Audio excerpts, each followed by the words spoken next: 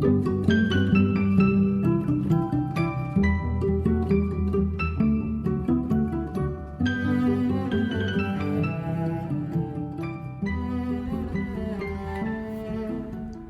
to Human Rights Educators Now, a podcast series from Human Rights Educators USA. I'm your host, Bill Fernikes, a member of the National Steering Committee of HRE USA, a collaborative network to learn, teach, organize, advocate, and innovate for human rights education in the United States. This podcast aims to raise awareness about human rights education and invites listeners to engage with the worldwide movement to make human rights education a core focus of educational programs from preschool through higher education and in both non-formal and informal community educational settings. Today's program concludes our conversation with 5 human rights educators who served as Kirby Edmonds Fellows for Human Rights Educators USA: Kara Anderson, Ariana Zagbali, Holly McRae, Carly Sandstrom, and Emma Tolliver. The Edmonds Fellows program was established to honor the memory of Kirby Edmonds, a longtime human rights advocate and educator, and one of the founders of HRE USA. In this episode, Kara, Ara, Hallie, Carly, and Emma discussed challenges and obstacles they encountered in advocating for human rights education, how human rights education could be deployed to address critical issues in local communities, strategies for engaging young people in human rights activism, key insights to advance human rights education in the future in the United States, as well as individuals who served as influential role models for their HRE work, and quotes which have inspired their work in human rights.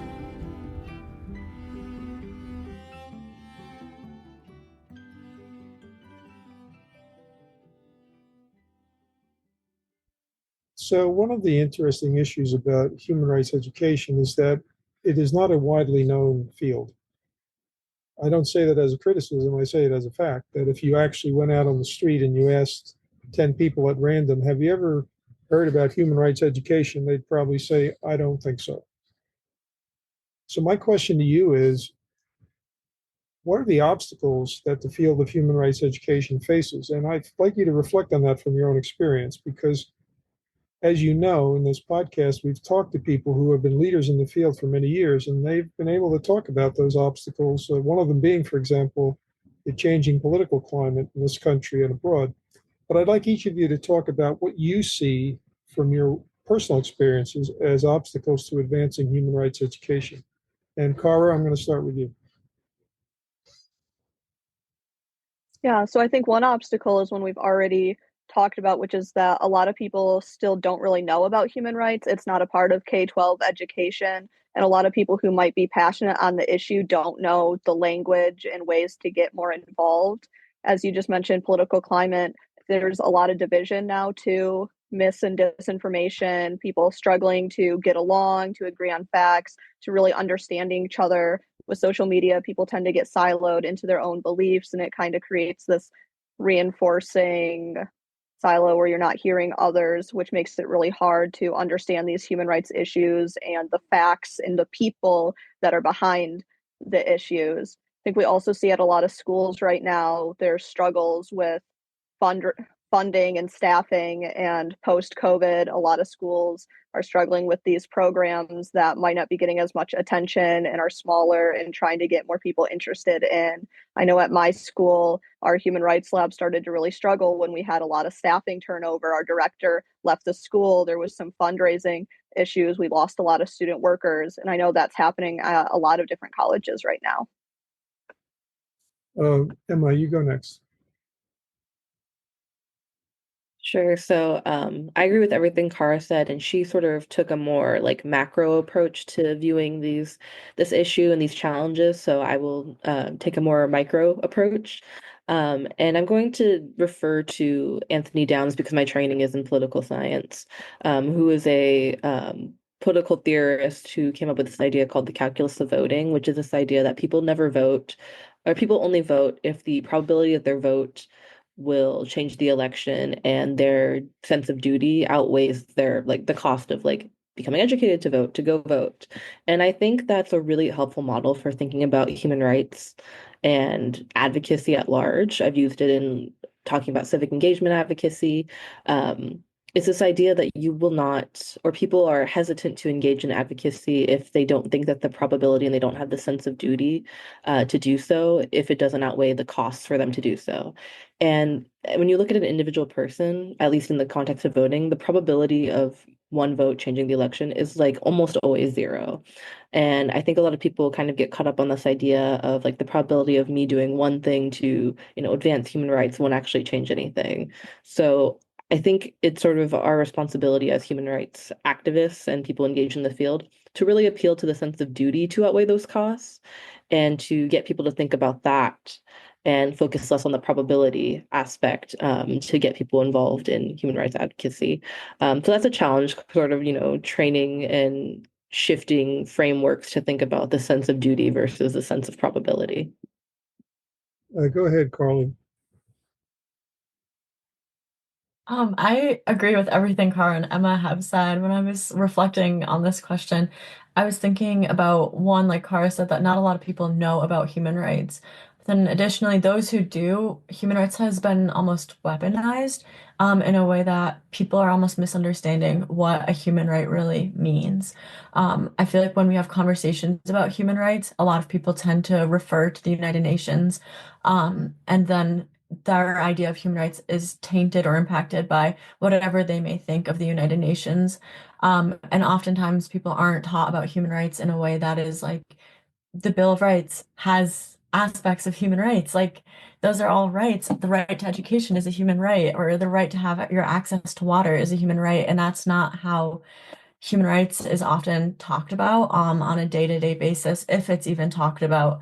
And so I think that kind of like weaponization or politicization of human rights in different contexts has kind of impacted people's willingness to be accepting of human rights education in K-12 education. And I also think that's tied to modern discussions about CRT and DEI in schools, and human rights is being tied into that without people realizing all of the ways that we are experiencing human rights on a day-to-day basis. And I think that's one of the big obstacles to human rights education today. Go ahead, Hallie. I think we've all had pretty similar experiences, and I'm just kind of hot off of what everybody else has said as well. I think that the kind of extremist climate that we have been, it's been snowballing the past few years, especially, and the climate that we're living within has made human rights issues and issues of basic moral values of justice, equality, equity have become contentious and divisive. And even if people at their core believe the same things and believe the same basic values, a lot of people don't have the language or the understanding of the language because of this climate we're in to really voice those opinions and those feelings. I think that something that kind of ties into this is that people may or may not know how to involve themselves in this struggle. And this is from folks that I've talked to, discussions I've seen online.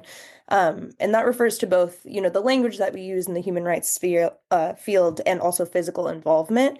I think in terms of language, a lot of people have a very similar understanding of, human rights and want at their core these values to be seen and to be put into practice, but may stray away from saying I'm a human rights advocate or I believe in human rights because of the language that's used. And I think we on this call are all very lucky to, have the vocabulary now and to be informed and educated on what human rights are, what they mean, what they look like in practice. But for a lot of people, that's something that's foreign to them.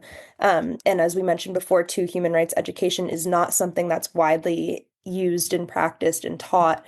So I think that being very attentive to the language and making sure that when we're talking about human rights issues and human rights education and advocacy, we're using inclusive and accessible language to meet people where they're at, to bring them into the cause, and to kind of maximize who our community of human rights advocates are.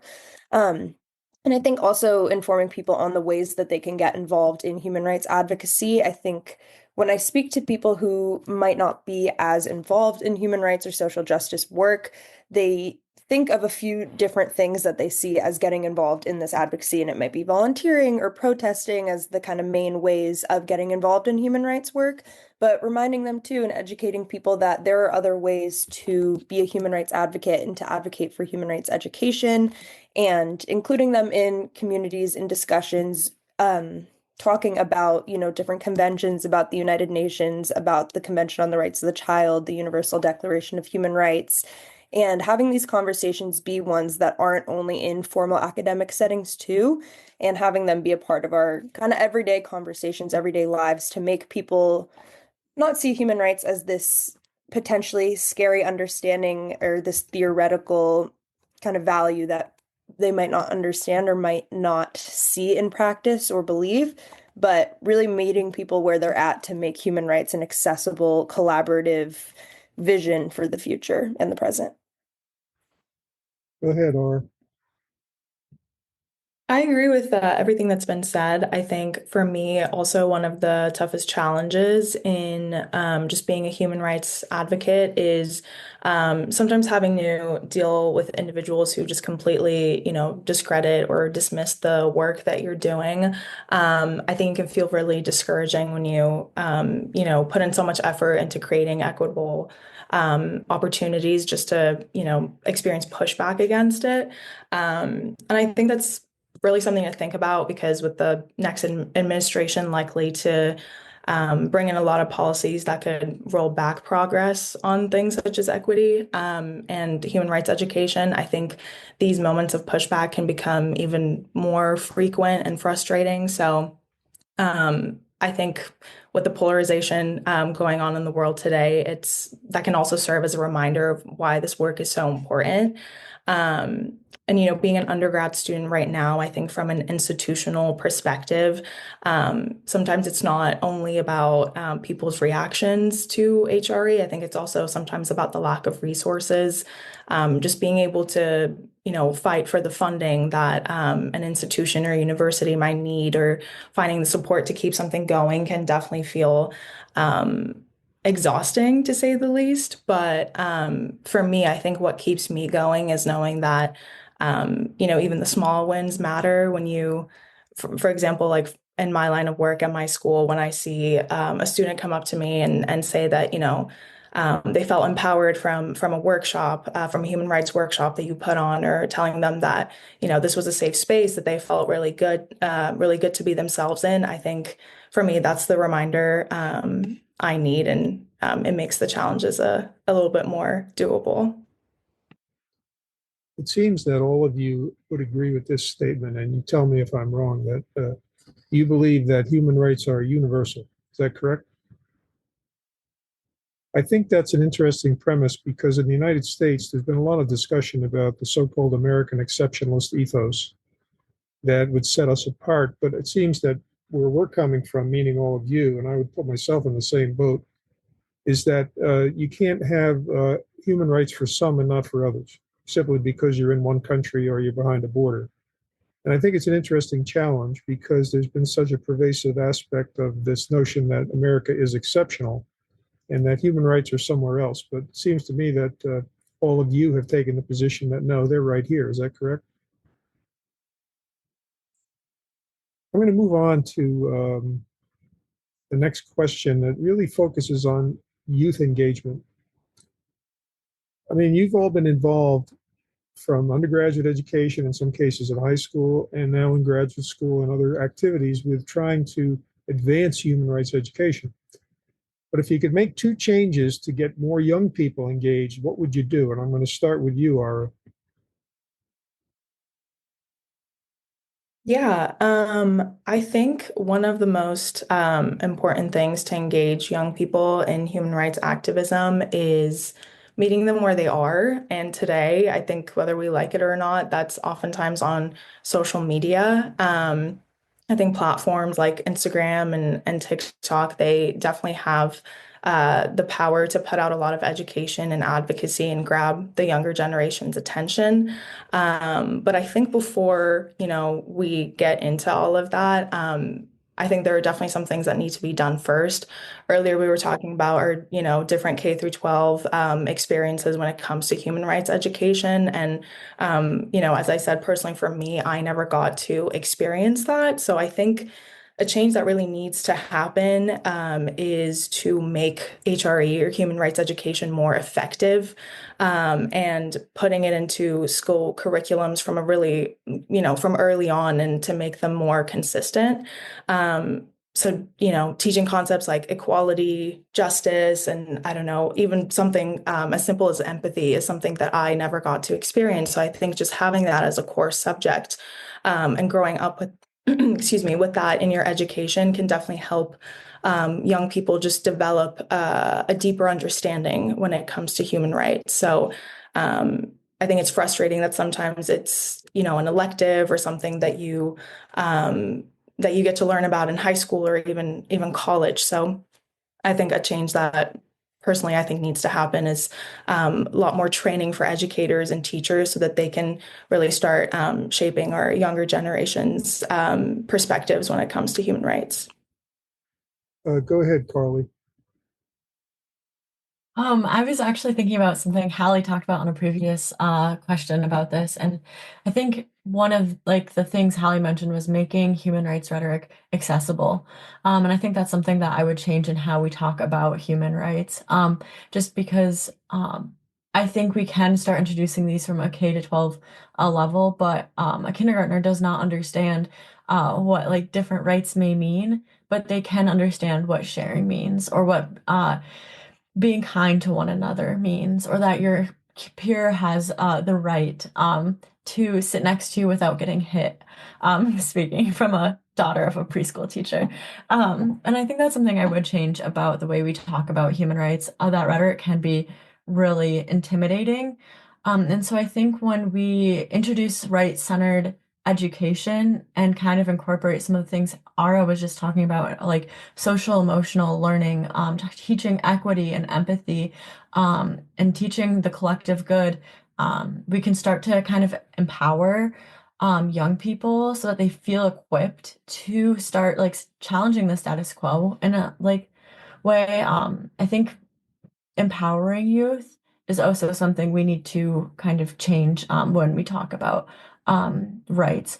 I know we have the Convention on the Rights of the Child, but often within the US, children are talked about, but they're not really talked to. And I feel like it's really similar with how the US views rights for children. And so I think if we kind of shift that narrative and empower youth and young people to feel like they have the power or they have the tools ready to start advocating for human rights, we'll see a shift. Go ahead, Hallie.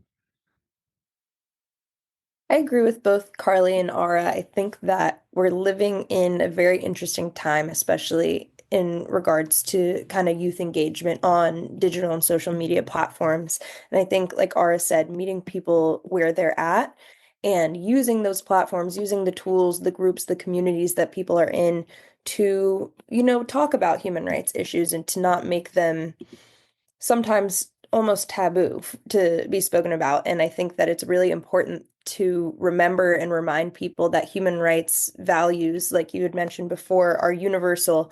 They are rights and responsibilities, but mainly rights that people are entitled to universally around the world. And that is the goal of human rights activism, advocacy, education, and reminding people about that on platforms and in language that will meet them where they are in their understandings, their feelings, their values.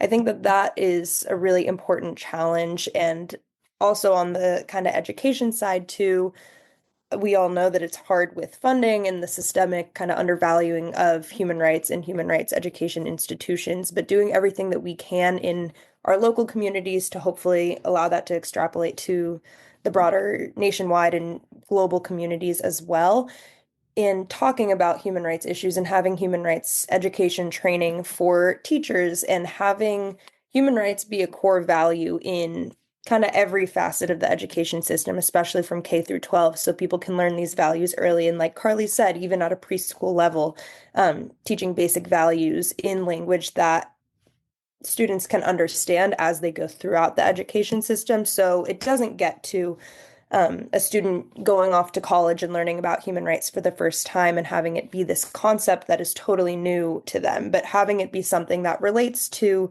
basic values and basic morals that they've been practicing in their lives and things that they hold in their kind of core values. And I think that working on that and also fostering these sort of mentorships between organizations and leaders in the community and youth in the community, so people do feel like they are being met at their level of understanding and their level of wanting to grasp these concepts. So I think working on these mentorships and building these connections in communities is kind of what we can focus on now and moving forward to continue building the community of human rights advocates. Kara, you're next.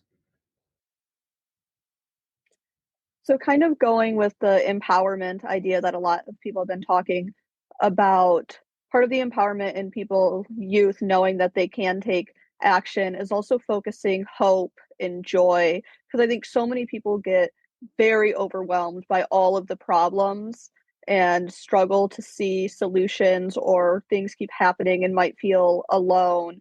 But being able to center that hope and that idea that they can take action and that they are not alone, that there are all of these resources and communities that are out there. And you mentioned a few minutes ago the local aspect. I think that ties into it as well. People knowing that these things are happening right in their communities and they can start small and start in their communities, but then tying that also to the international level and seeing it both ways. But either way, just holding on to hope that things can change and get better.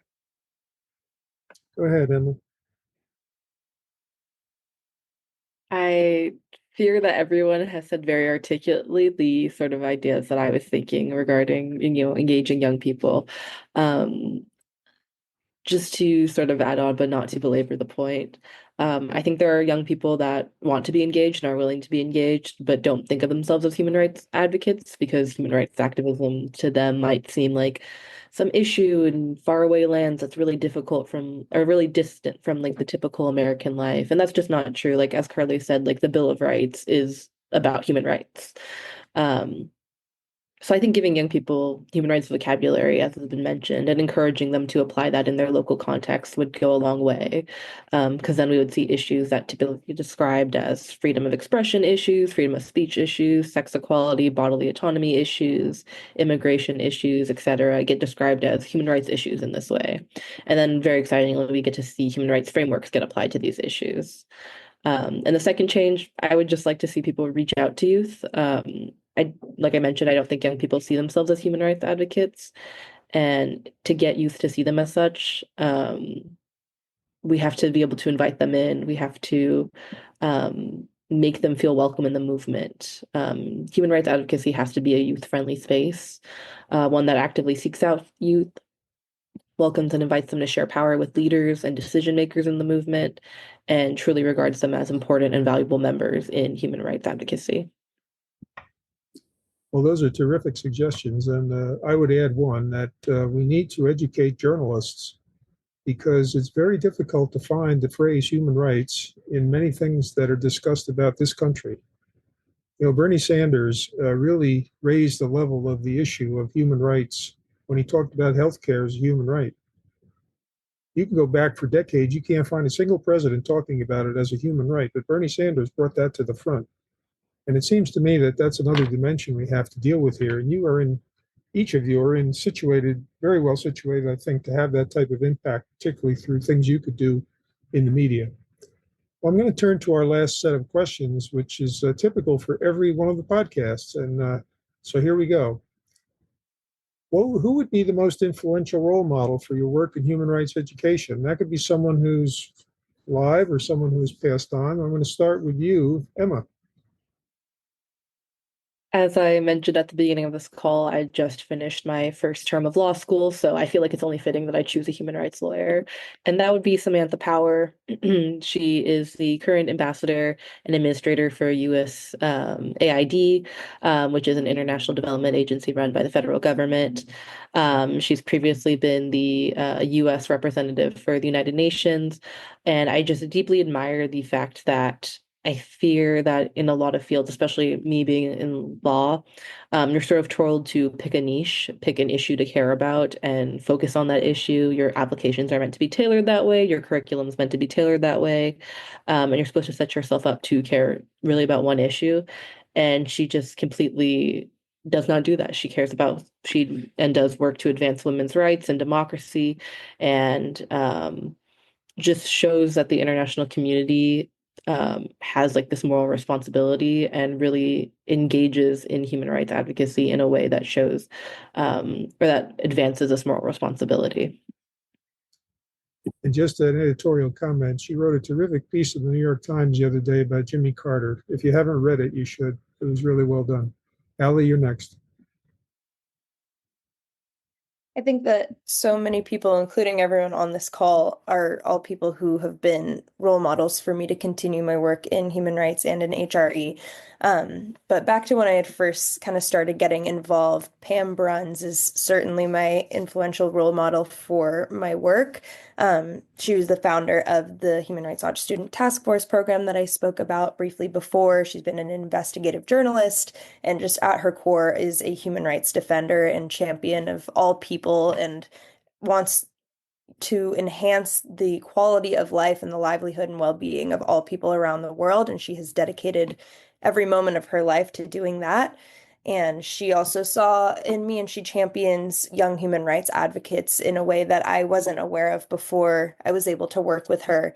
And as I mentioned before as well, I was somebody who was very shy, very quiet, very closed off, but she kind of saw something in me and worked with me as a guide, as a mentor, as a role model, and as somebody who continues to inspire me every day to champion my own rights, to speak up on what I believe in, to stand up for my communities, for everybody in, my local and broader community.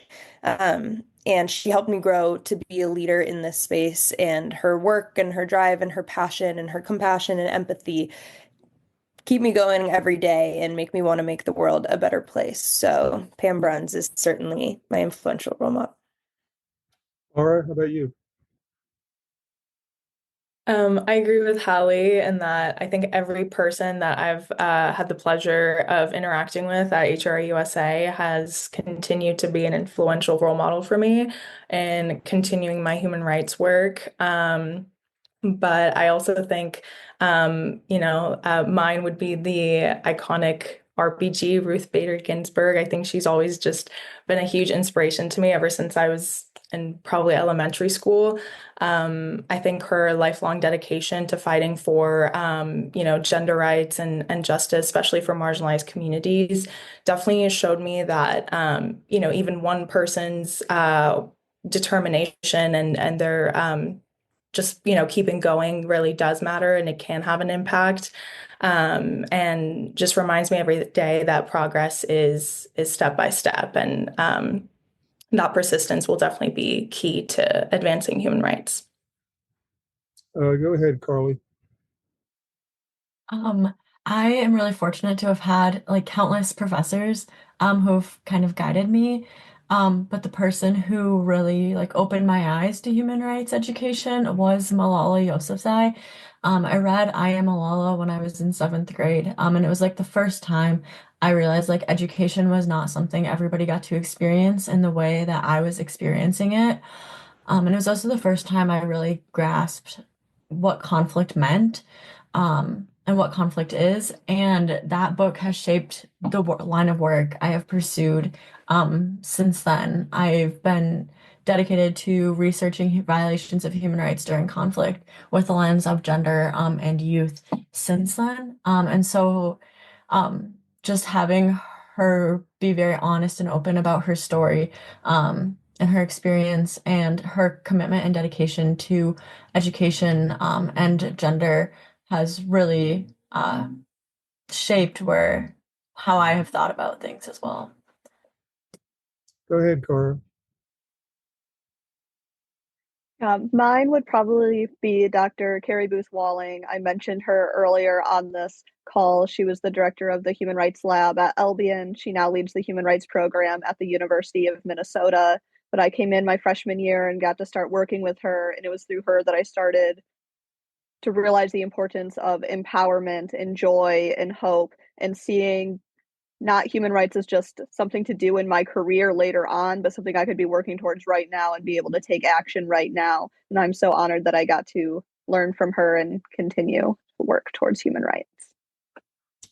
Okay, so now, is there a quote that you could provide which really feels sort of embodies your view of human rights? And I'm going to ask Carly to start. Yeah, I think that Martin Luther King Jr.'s "Injustice Anywhere is a Threat to Justice Everywhere" in the letter from a Birmingham jail really sums up how I view human rights. I think it really highlights how all of our human rights is interconnected, kind of like we were just talking about how it's on one hand universal, but at the same time is local. And also just how the struggles of one person impact the freedom and justice and rights of another person. So that's the quote for me. Go ahead, Emma. Hope is good, but a plan is better. That's something that Dr. Keith Wanpa, who's the chair of the Human Rights Department at UC Davis and also the executive director of Article 26 Backpack, would say when I was a student at UC Davis. The idea that hope is a valuable thing, but you have to pair hope with a plan of action to make tangible and meaningful impact in human rights has been something that I've carried with me since then. And that hope is only the first step in doing human rights advocacy. All right. A quote that inspires me is by Nelson Mandela. To deny people their human rights is to challenge their very humanity. I think it's very simple, it speaks for itself, and it just is a constant reminder for me that human rights aren't optional. They're really what makes us human beings, and that they must be protected no matter what. Go ahead, Cara. I was actually going to say the same quote that Carly did. Martin Luther King Jr.'s "Injustice Anywhere is a Threat to Justice Everywhere." As Carly mentioned, it really does highlight the importance of both the local and international and the connection between the two, and how every person really does matter. And Hallie. There's a Jewish saying that's tzedek tzedek tirdof, which is justice, justice you shall pursue. And growing up Jewish and often working in my social justice and human rights advocacy in Jewish spaces, this has been something that has been a really common theme and common phrase. And one interpretation of it that I really stand and live by is that it kind of goes on to explain that we must pursue justice in order to truly live, and that we need to live with empathy and compassion and intentional work towards creating a global community where everybody can coexist and can live under these values of justice. And say, justice, justice, you shall pursue, and using that as a guiding life motto. So for the final question, I'm going to shift it a little bit from what I sent you, and that is I'd like you to think about an initiative which you believe HRE USA should pursue, but isn't doing now. What would you say is something that the organization should begin to discuss or embrace going forward? Because we've been in business for about 11 years. No, I should say 13 years. And I think it's important to hear from people like yourselves who've been engaged in working with us and as part of us, but also bring very rich experiences from other dimensions. So anyone can begin. Just tell who you are when you speak.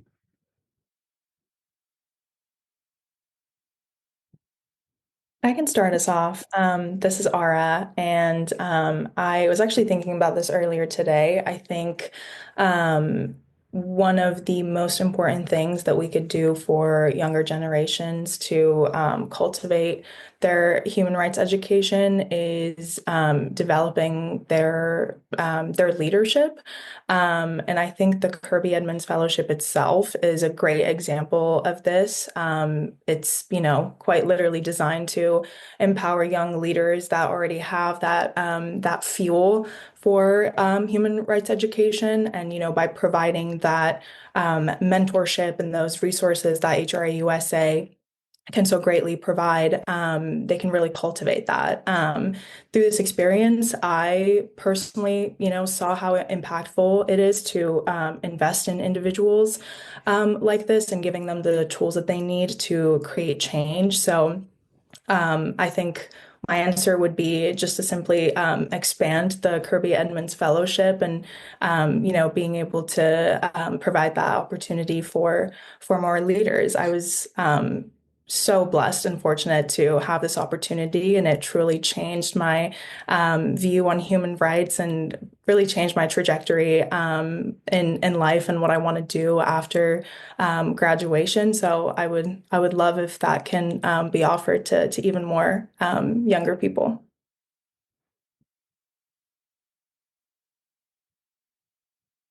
Would someone else like to make a suggestion? Go ahead, Cara. I can go. This is Cara. One thing we talked about this a little bit in the with the innovations and partnership committee is that we need to find new ways to reach new people, whether it might be through social media initiatives and ways to really reach the youth where they're at and bring more people into this conversation and really expand our network and make sure we have so many resources and collections and toolkits on the website, but they're not necessarily accessible to all people, especially youth, when they see these long lists of things. We need to find ways to make it easily digestible to them to really get involved, have this information and see it in kind of this fun way and meeting them where they're at too. I kind of want Okay, to. go ahead, Oh, Carly.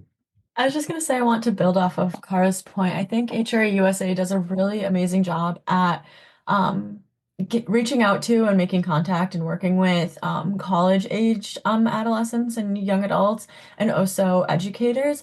And I would love to see HRE USA kind of expand to incorporate more K through 12 students in the work that they do. I know Emma worked really hard on creating this Training as Action series curriculum that could be that's centered on children and should be expanded to K through 12 students as well. And so that's just one area because I agree with what Cara is saying. Like there's all these wonderful toolkits, but just reaching out to these younger cohort of people. Emma or Hallie want to add?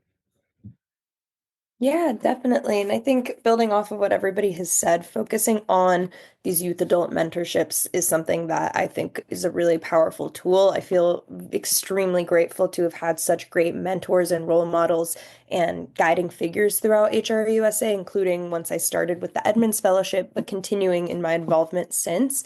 And I think building on these youth adult mentorships and providing spaces and opportunities for leaders in the HRE community who have been doing this work and have this knowledge and wisdom to pass on to young leaders who are hoping to get into the space and into the field, providing a space for collaboration and learning and sharing and teaching is something that I'm very passionate about, and I hope to see HRUSA continuing to do with projects like expanding the Edmonds Fellowship, expanding community spaces, and any way possible to engage more youth. Okay, Emma, you have the last word. Yeah. I think that human rights educators, I'd like to see more of an effort to push resources to regions that lack human rights institutional support. There are regions that don't have strong human rights institutions and organizing.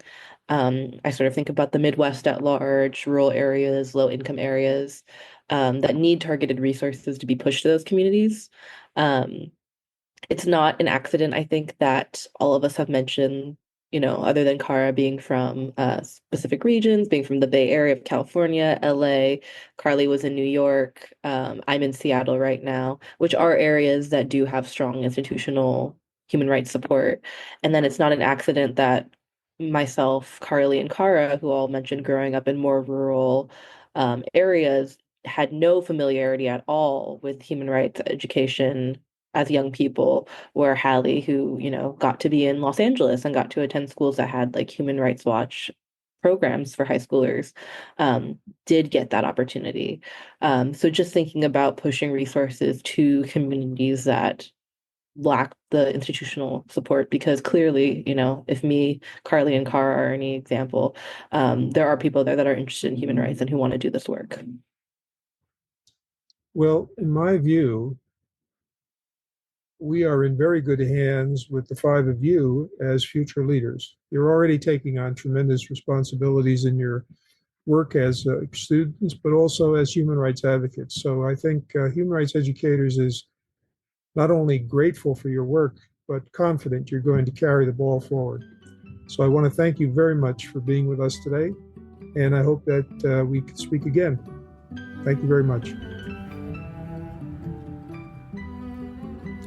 Thanks for listening to Human Rights Education Now. You can find additional information about this podcast series at www.hreusa.org. Each episode is available on the HRE USA podcast page, Spotify, Apple Podcasts, YouTube, Pocket Casts, Player FM, and Deezer. You can also download each episode as an MP3 file. If you have questions or comments about this podcast, send them to Christy at HREUSA.org. That's KRISTI at HREUSA.org. Our podcast team includes producer and editor Bill Fernikes, executive producer Christy Redelius-Palmer, editor Elizabeth Schwab, sound designer and project manager Sabrina Sanchez, communications and public outreach coordinator Jessica Terbruggen, and production coordinator Jasmine Chizu Gota. Human Rights Education Now is a production of Human Rights Educators USA, a project of the Center for Transformative Action in Ithaca, New York.